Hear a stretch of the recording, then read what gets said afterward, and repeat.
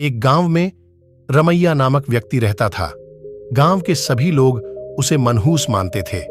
उनका मानना था कि यदि सुबह उठकर किसी ने सबसे पहले रमैया का चेहरा देख लिया तो उसे पूरे दिन भोजन नसीब नहीं होगा। जब यह बात महाराज कृष्णदेव राय तक पहुंची तो उन्होंने इसकी वास्तविकता जानने का निर्णय लिया। उस रात रमैया को राजमहल बुलाया गया और महाराज के कक्ष के सामने उनके रहने की व्यवस्था की गई। रात भर रमैया उस कमरे में सोया। अगली सुबह महाराज कृष्णदेव सीधे रमैया के कक्ष में गए और उनका मुख देखा। अब महाराज को देखना था कि उनका दिन कैसा गुजरता है। उस दिन दरबार में जाने के पूर्व वे भोजन के लिए बैठे ही थे कि उन्हें तुरंत किसी आवश्यक मंत्रणा हेतु बुलवा लिया गया। वे बिना भोजन करे ही दरबार चले गए। दरबार की कार्यवाही जो प्रारंभ हुई तो देर रात तक चलती रही। दरबार की कार्यवाही समाप्त होते तक महाराज कृष्णदेव राय को जोरों की भूख लगाई थी। जब उन्हें भोजन परोसा गया तो उन्होंने देखा कि उनकी थाली पर मक्खी बैठी हुई है। उन्होंने भोजन छोड़ दिया और अपने शयन कक्ष चले गए। कुछ देर बाद रसोइया जब पुनः भोजन बनाकर लाया तब तक उनकी भूख मर चुकी थी। वे बिना खाए ही सो गए। अब महाराज को विश्वास हो गया कि रमैया मनहूस है। उन्होंने उसे फांसी पर चढ़ा देने का आदेश दे दिया।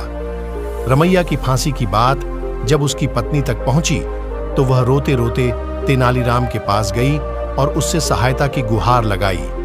तेनालीराम ने उसे आश्वासन देकर घर भेज दिया। अगली सुबह जब सैनिक रमैया को फांसी पर लटकाने ले जा रहे थे तो रास्ते में उनकी भेंट तेनालीराम से हुई। तेनालीराम ने रमैया के कान में कुछ कहा और चला गया। इधर फांसी गृह पहुंचने के बाद सैनिकों ने रमैया से उसकी अंतिम इच्छा पूछी। रमैया ने कहा कि मैं महाराज को एक संदेश भिजवाना चाहता हूं।